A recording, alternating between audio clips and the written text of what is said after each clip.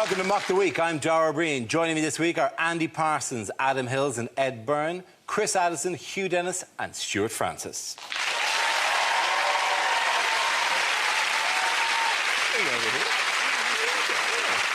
We start with a round called Headliners. Here's a picture of the Prime Minister with two of his cabinet colleagues. But what does CAFS stand for? Is it George Osborne's middle names? Crepuscular Addendum Fandango Sousaphone? Is it couldn't arrange a fondle in a strip club?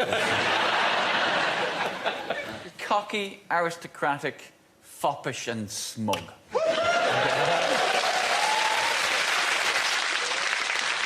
Could it be Charlie's Angels, the failed sequel? Is it cruising area for sex? Is it, in fact, from left to right, clueless, albino face, slaphead?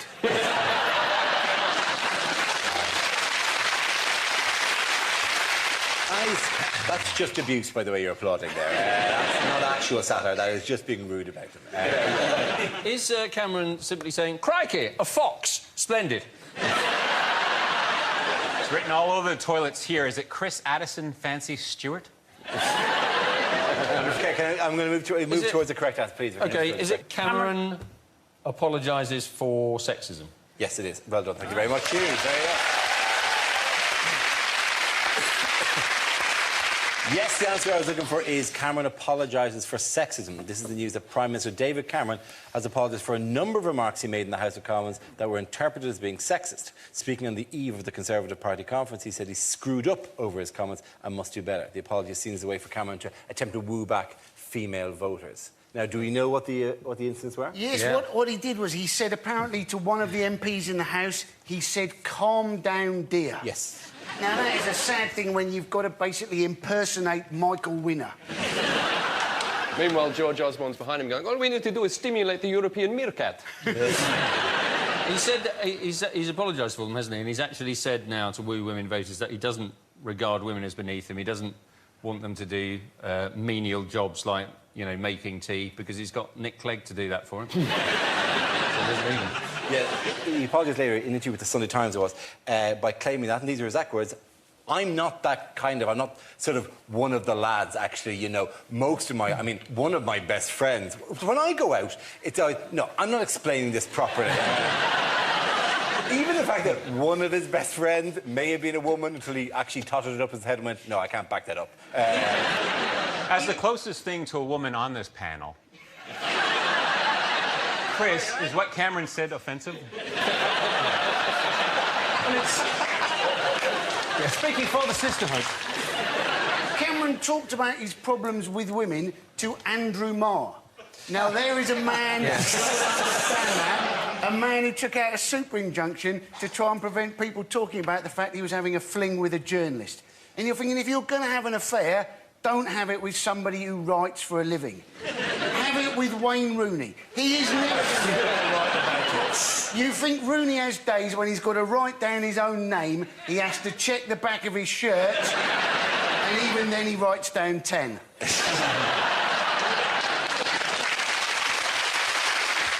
You know, there was another comment that he made to the MP Peter Bone, who has apparently a tendency to ask questions referring to his wife, and saying, oh, well, this would certainly make Mrs Bone, you know, and he would use her as every woman, I think, in the questions. But he referred to it once after he asked some questions, Cameron said, I do feel now that a very big part of my life is trying to give pleasure to Mrs Bone. I feel on this occasion I can only go so far. Mr. Bone has a point. I tried to look this up, so I googled Peter Bone's wife, and I didn't get anything done for the next 2 hours. It does sound like a child's pornography book, doesn't it? See Peter's wife. Peter Bone's wife. He also said, there's a quote from Cameron, I'm aware women are not as supportive of the coalition as others. Now, who are these others? He means men! He can't even be bothered to call us people, can he? Moving on, what did Cameron say in all these interviews that the British were very good at? Inventing. Inventing, yes. Yeah. He suggested- An actual quote from him was, "We invented the jet engine, DNA, the World Wide Web." And you know, I don't know what we used to do before you invented DNA here. What he doesn't realise is, in Australia, the DNA spirals the opposite direction.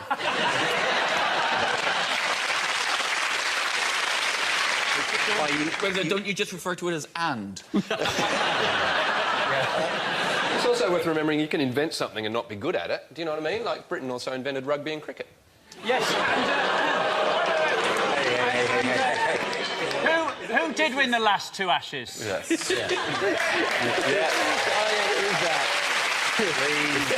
Please. We are not going to have any of that childish name-calling from an Australian... Oh, if this was about the hurling, you'd be all over this shit. I was actually going to point out that Ireland beat Australia, but, you know, what the hell. I would just like to mention that I was out there for the cricket over the winter, very enjoyable. And nothing better than hearing the Barmy Army sing to the Australian fans, "Send her victorious, happy and glorious, long to reign over you." And follow it up with, "Your next queen is Camilla Parker Bowles." Camilla Parker Bowles, Camilla Parker Bowles. You very much brought that on yourself. Who might George Osborne have offended during his speech? Eric Pickles, I think. Eric Pickles, yes, apparently... All right, it's not a great photograph of poor Eric Pickles, but he's beginning apparently... Find a great photograph of Eric Pickles. Mr. Pickles. He's so Dickensian. He's in every photograph he appears more like, good evening, Eric Pickles here. You shall work on Christmas Day. You should be glad of it. Have some coal, that's all you're getting. You must expect him to lift up the hat and a little... It's odd, though. He's always referred to as Eric Pickles. He's never referred to as Mr. Pickles. And that is possibly because Mr. Pickles makes him sound like a cat. One of those overweight cats that has to back itself into a corner to clean itself.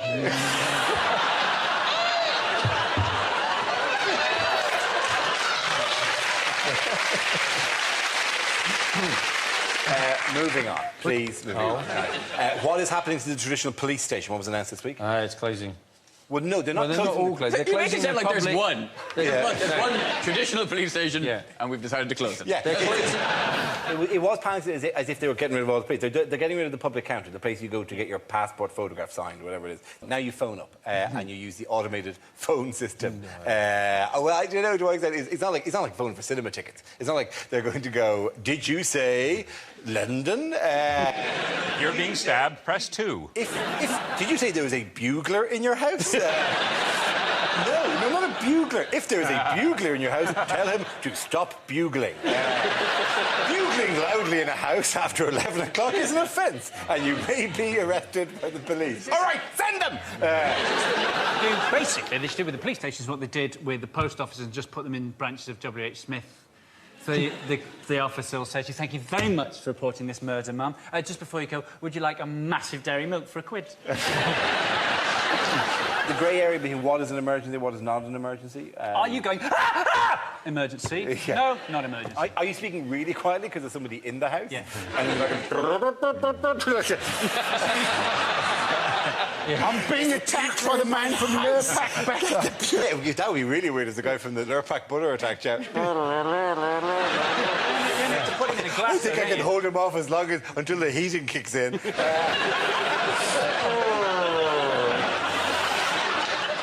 But what I think they're going to ring up and go, "Is this a non-emergency number?" "Yes." I said, "There's been a burglary in my house." "Oh, why is it not an emergency?" "I shot him." "So take your time." He's not going anywhere. OK, then that round, the points go to Ed, Adam and Andy.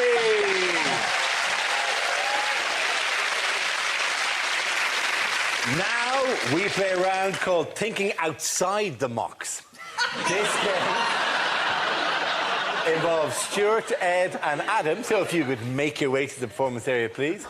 This round is a stand-up challenge. I launch a wheel of news, and wherever it chooses to stop, one of our performers must step forward and talk about that subject. The winner is whoever I think is the funniest. OK, here we go. The first subject is... Kids, who wants to come in on that? Ah, sweet. Ebra. Sorted. Know about this now. Ah, yes, kids. I became a dad 9 months ago. And I haven't let it change my life completely. And that, well, the one thing I'm worried about is I don't want to be one of those people who prefaces a statement with the phrase, speaking as a parent. Speaking as a parent. Gather round, everyone. He's speaking as a parent now. Quick, come in. No, bring in the people from the other room. He's speaking as a parent. No, he was only speaking as an arsehole before. Now he's speaking as a parent. Yes, oh, sage one, speak. Tell us your wisdom. Impart your knowledge. Speaking as a parent. Doesn't it make you want to stab them as a maniac? Because the thing is, you read the books. There's loads of books you can buy on being a parent. That's why, there's millions of books, in fact. That's why I get really annoyed when people use that excuse for their bad parenting. They always come, oh, well, you know, kids, they don't come with an instruction manual, do they? No. You have to buy one. They're like £7. But with the books, one thing the books warned me about, it hasn't turned out to be a problem. Books warn me that sometimes the man can become jealous of the affection the woman gives the child. I've not had... The only issue I've had in that direction is that when I burp, I get frowned at, and when he does it, he gets a round of applause. That's not fair. So why is his wind so much more important and exciting than mine? My wife has spent anything up to an hour trying to get wind out of him. Will she pull my finger? No, she will not. Thank you very much, Jeff. OK, let's spin the wheel again. The subject is travel. Who is coming at? Adam. Yeah. I'd like to say something, and in particular because Stuart Francis is here, I love Canada. I love Canada. Because Canadians are normally the politest, quietest people on the planet. The first time I went to Canada, I went to Toronto. And in Toronto, they had, at that point, the world's tallest tower, and they were half an hour from Niagara Falls. Not one person boasted about it. If I'd landed in an American city with the world's tallest tower, it would have been, good afternoon, ladies and gentlemen, welcome to Boston, home of the world's tallest building! The only reason I knew it was in Canada was that I went to the hotel reception and went, oh, what should I do today? And the guy went, oh, maybe check out the CN Tower. Oh, really? Why's that? Oh, no reason.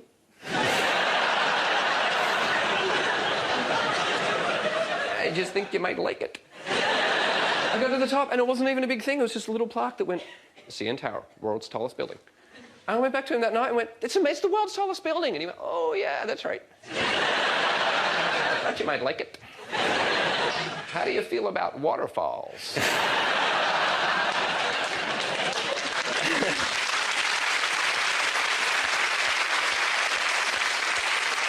The thing I love the most about Canada, though, is that they have Braille on their banknotes. I don't know if you know that. All Canadian money has Braille on it, so the blind people know how much money they're giving over at any given point in time. What an amazing country. They're bilingual, they have same-sex marriages, and they have Braille on their banknotes. Canada is the only place in the world in which two blind French lesbians can get married and pay for it in cash. Thank you very much, I've heard. OK, that leaves us with Stuart. Let's see what topic you've been left with. Let's spin the wheel.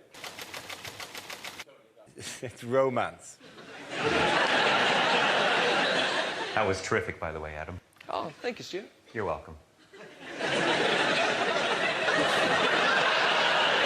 Ladies, in bed, I like to spoon. Anybody else do heroin? Am I guilty of being romantic? You be the judge.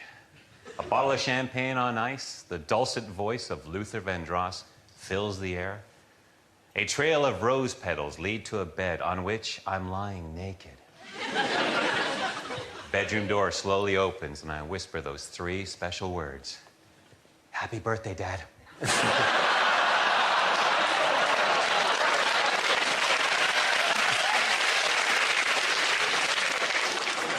When women see me naked, they say I look like a Greek god. Hermaphrodite? What's he, I